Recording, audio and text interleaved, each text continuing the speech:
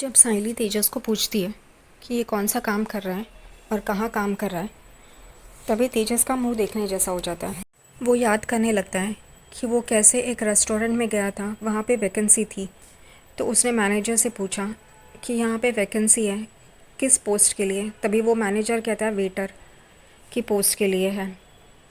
यहाँ पे वो पूछता है तनख्वाह कितनी रहेगी और टाइमिंग क्या रहेगा, सैलरी क्या रहेगी। तभी मैनेजर उसे कहता है कि तुम मेरा इंटरव्यू लेने आए हो या खुद इंटरव्यू देने आए हो। तो वो कहता है नहीं नहीं, मैं ऐसे ही पूछ रहा था। फिर मैनेजर उसे पूछता है तुम्हारी क्वालिफ़िकेशन क्या है। तो वो पूछता है तेजस क्यों। तो वो कहता है अगर ज़्यादा क्वालिफाइड हो तो हम तुम्हें जॉब नहीं दे सकते, क्योंकि ऐसे ही लोग नौकरी ना मिलने पर यहाँ पे काम करते हैं और जैसे ही दूसरी नौकरी मिलती है वो यहाँ से चले जाते हैं। तो हम ऐसे लोगों को नहीं लेते। यहाँ पे तेजस सोच में पड़ जाता है और फिर वो कहता है मैं 10th पास हूँ। तभी मैनेजर कहता है ठीक है, फिर हम लोग ले सकते हैं। यहाँ पे मैनेजर को तेजस कहता है ठीक है, मैं तो कल से आता हूँ। तो वो कहता है नहीं नहीं, आज से ही ज्वाइन करो करके, हम 4 दिन का ट्रेनिंग देंगे, उसके बाद तुम्हारी सैलरी डिसाइड होगी। यहाँ पे तेजस वही सोच रहा होता है, उतने में ही इस सवाल के लिए रोशनी गुस्सा हो जाती है और वो साइली से पूछती है तुम कौन होती हो उसे ये सवाल पूछने के लिए। अब परेश क्यों चुप है। अगर ये साइली ने पूछा तो उसमें गलत क्या है, उसने तो सिर्फ एक सवाल पूछा था। अब तेजस साइली की या सचिन की साइड नहीं लेगा, वो चुपचाप सुनते बैठ रहा है। यहाँ पे रोशनी कहती है तुम कौन होती हो पूछने वाली। साइली भी जवाब देती है कि मैंने तो एक सिंपल सा सवाल पूछा है, उसमें इतना भड़कने जैसा क्या है। अगर ये पूछा कि वो कहाँ पे काम करता है, क्या पोस्ट है, तो उसमें गलत क्या है। यहाँ पे साइली भी ठीक ठीक और सही से जवाब देती है रोशनी को। यहाँ पे रेणुका भी गुस्सा हो जाती है और वो साइली पे चढ़ जाती है। तब भी परेश चुप होता है। वो कहती है तू कौन महारानी लग गई है जो तुझे ये बताए कि वो कहाँ पे लगा है और क्या नहीं। साइली भी रेणुका को जवाब देती है कि अगर ये सवाल पूछा तो उसमें गलत क्या है। आप लोग भी तो मुझे और सचिन को ये सब पूछते रहते हो, तभी आपको ये ख्याल नहीं आता। यहाँ पे रोशनी और रेणुका दोनों ही साइली और सचिन पे चढ़ जाते हैं। सचिन तो बाबा को कहता भी है देख बाबा तेरी बाई को, लेकिन फिर भी परेश चुप का चुप ही है। अगर यही सचिन या साइली कुछ करे तभी वो उनको चुप कराएगा, पर ये रोशनी झगड़ा कर रही है या रेणुका झगड़ा कर रही है या कोई और झगड़ा करता है या कोई और उन दोनों को कुछ बोलता है, तभी परेश कुछ बोलता नहीं है। पता नहीं उसके दिमाग में क्या चलता है। सिर्फ पढ़े लिखे बेटों का या अमीर बहुओं का ही साइड लेना है तो वो रेणुका की तरह है। सिर्फ इतना है कि रेणुका बोल के दिखाती है और परेश चुप रह के वही चाहता है जो रेणुका कह रही है। इस वजह से वो कुछ बोलता नहीं है। यहाँ पे साइली गुस्से से अंदर चली जाती है, मिठाई पेड़ा नहीं लेती है वो। यहाँ पे सचिन तेजस के पास आता है और कहता है मैं उसके हिस्से का पेड़ा लेता हूँ, और ये अच्छा पेड़ा है ना, अच्छी दुकान से तो लाया है ना। वो एक टुकड़ा खाता है और दुकान का नाम भी बताता है। तभी रेणुका कहती है तुझे ये पता है, मुझे तो लगा था तुझे शराब की दुकानों का ही सिर्फ पता होगा, वही तेरे लिए खास है ना। वो कहता है नहीं, मैं हर एक ग्राहक को यहाँ वहाँ सब जगह पे छोड़ता हूँ, तो यहाँ वहाँ खाना होता है, इसलिए मुझे ये पता है करके। और वो भी चला जाता है क्योंकि उसको ग्राहक का कॉल आता है कस्टमर का, तो वो भी अपने काम पे चला जाता है। यहाँ पे रेणुका तेजस को पूछती है तुझे कहाँ नौकरी मिली है बेटा, और तू क्या, तेरा पोजीशन क्या है। यहाँ पे तेजस चुप हो जाता है। यहाँ पे परेश उसे देख रहा होता है। फिर तेजस कहता है कि मुझे यही काम है कि जो कस्टमर्स हैं ना उनका ख्याल रखना, वो जो मांगे उनको देना है। यहाँ पे परेश चौंक जाता है, ऐसा कौन सा काम है करके। रोशनी लेकिन कंपनी कौन सी है, तो वो कहता है।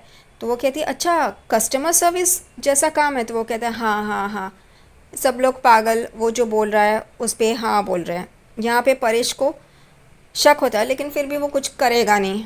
उसे तो सचिन और साइली के अलावा सब पे भरोसा है, इसलिए सचिन और साइली को सच बोलने से हमेशा रोकता रहता है। रोशनी का भी पार्लर वाला सच उन दोनों को बोलने नहीं दिया, पता नहीं। यहाँ पे तेजस जब कमरे में आता है तभी रोशनी बहुत खुश होती है, उसे गले लगाती है और उसे कहती है तुम किस कंपनी में कर रहे हो, कंपनी का नाम तो बताओ। तभी तेजस कहता है प्लीज़ बाबू, एक ही बात कहूँगा, कुछ मत पूछना। तुमने मुझे कहा था ना जॉब लेके ही आना, इसलिए मैं जॉब लेके आया हूँ, लेकिन कहाँ कर रहा हूँ, क्या काम है, ये मत पूछना। तो वो कहती है ठीक है करके, मुझे तुम पे भरोसा है। यहाँ पे साइली की दुकान पे उसकी पहचान वाली शारदा ताई आती है और कहती है मुझे फूल चाहिए। तो साइली कहती है वही हमेशा वाली, तो वो कहती है हाँ। तभी शारदा ताई उसे कहती है अच्छा हुआ तूने यहाँ पे दुकान लगाई है, वरना मंदिर तक जाने का बहुत कंटाला आता था, बहुत दूर भी है। तभी यहाँ पे साइली कहती है हाँ एक बार आप यहाँ से लीजिए, एक बार माँ के यहाँ से लीजिए। तो वो कहती है अच्छा माँ की भी बोनी करवाना चाहती है, उनका भी धंधा बढ़ाना चाहती है। तो वो हंसती है। यहाँ पे शारदा ताई उसके गले में देखती है तो मंगलसूत्र नहीं रहता। तो वो पूछती है तुम्हारा मंगलसूत्र कहाँ है। और ये सारी बातें परेश देख रहा होता है दूर से। तो साइली एकदम चौंक जाती है। वो कहती है कुछ नहीं, उसका हुक टूटा था तो वो मैंने बनवाने के लिए दिया है। फिर शारदा ताई कहती है तेरे हाथों में तो कड़े थे ना, तो वो कहाँ है। तभी एकदम साइली को याद आता है कि उसने घर खर्च के लिए वो कड़े दिलीप को दिए थे गिरवी रखने के लिए। तो वो कहती है कि कड़े इसलिए नहीं पहने क्योंकि वो माला करते वक्त बीच में आते हैं, इस वजह से मैंने घर में रखे हैं। वो जब दुकान बंद करती हूँ ना तभी जाके वो कड़े पहनती हूँ। तो वो कहती है ठीक है। वो कहती है ऐसा तो नहीं है ना कि तेरी सास ने तेरे सारे गहने उतार लिए। वो एक दूसरी औरत का उदाहरण देती है कि ऐसे ऐसे उसके साथ उसकी सास ने सारे गहने ले लिए, उसे हमेशा ताना मारती है, ये करती है वो करती है। वो सब वही करती है जो रेणुका साइली के साथ करती है, लेकिन साइली रेणुका की साइड लेती है और कहती है नहीं नहीं मेरी सास ऐसी नहीं है, मेरी सास मुझे अपनी बेटी की तरह मानती है। साइली भी पागल है, अपनी सास की साइड ले रही है, अच्छी है लेकिन ये रेणुका के लिए गलत है। तभी शारदा ताई वहाँ से निकल रही होती है, उतने में ही ज़ोर से साइली साइली करके आवाज़ आती है और रेणुका वहाँ पे आती है और साइली को चिल्ला रही होती है तूने घर के काम नहीं किए, कौन करेगा वो, सुबह से लेके तू यहाँ पे रहती है, तेरी दुकान ही बंद करवा देनी चाहिए, तू ऐसी है वैसी है। और ये सारी बातें शारदा ताई देखती है क्योंकि वो जस्ट जाती है और ये सब चिल्लम चिल्ली शुरू हो जाती है। तो वो रुक के देखती है। यहाँ पे परेश भी देखता है कि रेणुका की तारीफ़ साइली ने की है और जस्ट उसके बाद रेणुका ये तमाशा कर रही है। रेणुका गुस्से से अंदर चली जाती है। परेश अंदर जा रहा होता है, उतने में ही साइली उसके पास आती है और उससे कहती है काका आपको चाय बना दूँ। तो वो कहता है नहीं तेरा काम कर, बाद में आके बना ले करके। वो जा ही रहा होता है, उतने में शारदा ताई वापस आती है साइली के पास और कहती है कि क्या मैंने जो देखा तेरी सास और तेरे बीच में वो सही है या तूने मुझे बताया वो सही है करके। यहाँ पे साइली चौंक जाती है कि इन्होंने सब कुछ सुन लिया करके और परेश भी पीछे मुड़ के देखते हैं। यहाँ पे साइली वापस से रेणुका की साइड लेती है और कहती है नहीं वो इसलिए गुस्सा हुई थी क्योंकि वो मुझे बेटी मानती है और बेटियों पे तो गुस्सा कर सकते हैं ना, उसमें तो कोई परेशानी नहीं होती, चलता है उतना। और वो गुस्सा इसलिए हुई थी क्योंकि काका की दवाई का वक्त हुआ था और वजह से वो थोड़ी सी परेशान थी और इसलिए वो थोड़े से परेशानी में उन्होंने बोल दिया, लेकिन वो वैसे नहीं है करके।